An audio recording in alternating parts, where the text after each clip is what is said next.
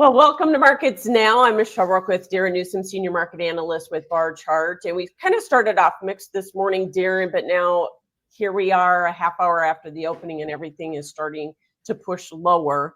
I guess we need to look at another tweet from the president. Something is going on, and that's kind of what this market is like now. We're back into that mode where, we're trading every headline. When does the market become numb to that? Yeah, you're absolutely right, Michelle. I mean, this is exactly what we saw from 2017 to 20. I've talked about it. I talked about it again this morning, how, the intelligence part of artificial intelligence just simply is lacking at this point because it has to relearn all the lessons. It has to go through the evolutionary process that we saw from 2017 to 20, where, algorithms get rewritten, they get reprogrammed so that they grow numb, as you said, which was exactly right, to all the nonsense and stupid things that are said coming out of the White House for no other reason than to manipulate markets and for to gauge what type of market reaction there is. And it doesn't matter if we're talking about financial markets, energy markets, grain markets, anything, every sector. It's the same thing. And as you said, here we are on a Thursday morning. We're all talking about what was said, what was tweeted, what was done. Is the U.S. going to invade Haiti this morning? I don't know. The list is going on and on and on. And again, we're 2 weeks into this, and we've Right, got and it's we've been got back and 4 forth weeks to go. headlines, especially about tariffs and whatnot, and Mhm. markets don't like uncertainty, do they? No, and that's the key. I mean, we can go back to what you and I learned decades ago, and that's markets don't like uncertainty, and long-term investors, don't like uncertainty. So they look for safe haven markets. We've seen gold, we've seen silver continue to find buying in this time where everything else is just, the volatility has just been ramped up. We have no idea what's going to happen next, what's going to be said next. And so we just have to we have to account for increased volatility and created by this constant uncertainty. Right.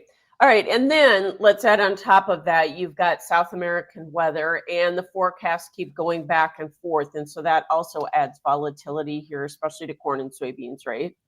It does, and we've seen some interesting activity in future spreads. And again, we have to still hopefully be able to rely on future spreads as a read on real supply and demand. Though, again, this comes with an asterisk this week because the Goldman roll starts on Friday, and those markets where we see long fund positions could be rolled from March to May. So again, that adds a little extra fun to this. But you're right. At this time, we've got early harvest going on. I don't know if we can still call it early or not in Brazil. We've got the world's largest buyer showing most of its interest still in South America, still doing maybe a little bit, buying some secondary supplies from the United States. But certainly that adds another level of uncertainty. What's the weather going to do? How are markets going to react? How long will it take for those supplies to get from the field to the port and from the port to China? So all of these things do, again, raise the level of uncertainty and certainly increase the volatility. Let me ask you specifically about weekly exports, because for corn, they weren't bad, but soybeans obviously were not very good. And that's kind of typical this time of year as we start to transition over to that Brazil crop. Yeah, you're right. This is a seasonal move. Most of the activity now is seen in corn, and the Lunar New Year is just kind of that. I don't even know if I'm using the phrase demarcation point or that seasonal point that we can look back to and say, this is when the big change occurs. It's probably before this that most of the attention goes to South America, but this is where Brazil starts to resupply due to its harvest and some of those some of those early fields, those bushels and those beans are starting to make their way to town.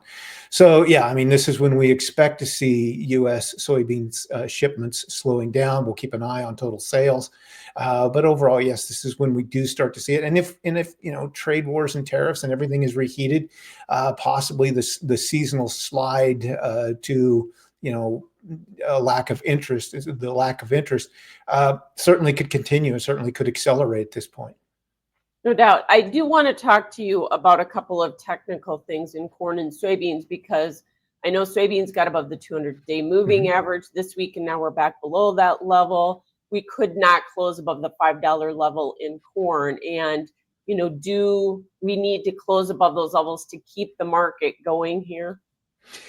Again, it comes back to what is Watson watching? In other words, what are the funds watching? What are the Right. algorithms watching?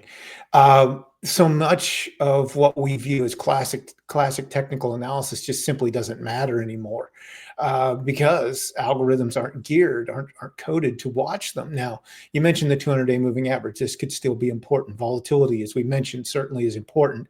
Momentum indicators, which again includes moving averages, certainly something that's still used by by most of these algorithms. So I do think some of that comes into play. But again, it's just day to day. One day we're above the 200, the next day we're below. We see implied volatility going up, or we see momentum indicators going down. And it's just something that changes every day. And it certainly raises the issue, or raises the interest in a discussion of, are we back to just random walks and chaos? Or is there still some validity to technical analysis in some way, shape, or form that we can use to try to figure out these markets? Okay. I know you say technicals aren't mattering right now. You got wheat, though, with all three classes above the 100-day moving average. Mhm. That's a pretty good long-term average. So it looks like maybe we put the bottom in. Is this market just seeing fund short covering, or are we starting to recognize some of these global issues, especially as you see Russia's prices start to tick up here? To me, what we're seeing, in the U.S. wheat markets is generally, it is basically just non-commercial short covering, fund short covering. They were holding such large short futures position, net short futures positions in all three markets. So, I mean, they've just moved to a record large short futures position in the soft red winter wheat, and still near its all-time record large short futures position in hard red spring. So, I do think we're seeing some, a good deal of short covering. Fundamentally, I'm just not seeing anything to suggest that there's getting to be any concern. We've still got neutral to bearish calculated full commercial carry in the winter wheat markets. We've got bearish basis markets in both soft red winter and hard red winter. So again, there's just nothing jumping out at me saying, oh, there's some sort of terrible problem in Russia, or there's some sort of problem in wherever it might be. Wheat's grown around the world. And everything that we can see, all of the real fundamental reads that we can see at this point are saying the same thing. There's no real fundamental concern here, meaning most of the support seems to be coming from the non-commercial side. Yeah. And I know wheat gets whipsawed here a little bit by what happens with the corn and soybean market, but it'd be nice to see that market divorce itself a little bit. Let's talk just in a broader sense about if we have tariffs that go on, Mhm. what kind of signal does that send to the outside marketplace, especially when you look at things like interest rates and what the dollar does and all of that? I think in a general sense, once we get into, and I know we will, or at least it seems like the path we're on is towards more tariffs and this sort of thing. The general reaction is going to be higher inflation, and if the Federal Reserve is allowed to take its defensive stance against higher inflation, it means higher interest rates as well, and higher interest rates would then say U.S. stock indexes should come down. That's the logical that's what the logical path looks like at this point. But given the administration that the US has, given the global situation that we're dealing with, I don't think we can apply logic. Again, I think it comes down to what is the latest tweet, statement, action each and every day. But logically, it would seem like we're into a path of higher interest rates, higher inflation, and weaker. Yeah, and we'll have to see the U.S. dollar continue to firm. So it's going to be interesting. That's probably the best way to sum it up. Yeah, and it does impact money flow, and so that's why we talk about it, because it has an impact, that money flow in the ag sector. So, It certainly does. yeah. All right. Thanks, Darren. Darren Newsom, Senior Market Analyst with Bar Chart. This is Markets Now.